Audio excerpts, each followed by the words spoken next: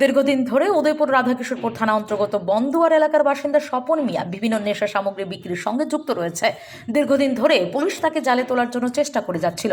অবশেষে শনিবার ভোর রাতে রাধাকিশোরপুর থানার ওসি বাবুল দাসের কাছে খবর আসে স্বপন মিয়ার বাড়িতে বেশ কিছু নেশা সামগ্রী বিক্রির জন্য মজুত করে রাখা হয়েছে।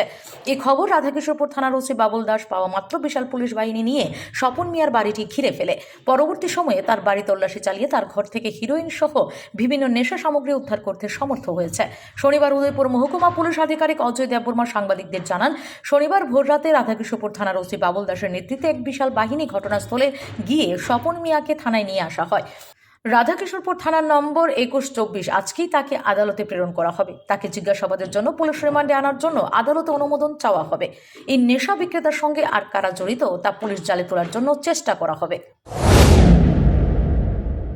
আজকে ভোরবেলায় ওসি আরকিপুরের কাছে খবর আসে যে বন্দুয়ার এলাকার স্বপন মিয়া সে ড্রাগ ব্যবসার সঙ্গে জড়িত এবং তার বাড়িতে হিরোইন ইত্যাদি জমা করে রাখা হয়েছে এবং সে এটা সাপ্লাই করার জন্য তৈরি হচ্ছে।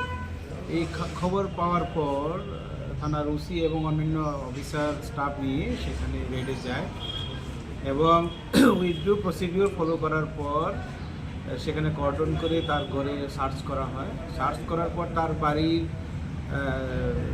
বিছানার নিচে, তার একটা বালিশের নিচে একটা কালো ব্যাগ, ওই ব্যাগের ভিতরে আবার একটা বক্সার ছিল, প্লাস্টিকের বক্সার লুকিয়ে রাখা ছিল এবং সার্চ করে দেখা গেল ওই ব্যাগের ভিতরে এক প্যাকেট হিরোইন যেটা পাওয়া গেছে এবং এটা ওজন করে দেখা গেছে এটা 10 গ্রামের মতো আছে এটা এবং এর বাজার মূল্য দাম। সঙ্গে সার্চ করে 200 ডোজ বায়ালস মানে এমটি আর কি, এমটি বায়ালস মানে এর কুটা যেখানে ঢুকিয়ে এটা সেল হয়, প্লাস এর পেপার যেটা ড্রাগসে ইউজ করার পেপার ইত্যাদি তার ঘর থেকে রিকভারি হয়। অ্যাকর্ডিংলি তাকে NDPS অ্যাক্টে অ্যারেস্ট করা হয় and he is being forwarded to court and he is being taken to police custody for interrogation. তার সঙ্গে আরও অন্যান্য আছে কিনা সেটা যাচাই করার জন্য he is being taken to police remand. Sir, এটা মামলা নেওয়া হয়েছে আর কি ওখানে কত মামলার নাম্বারটা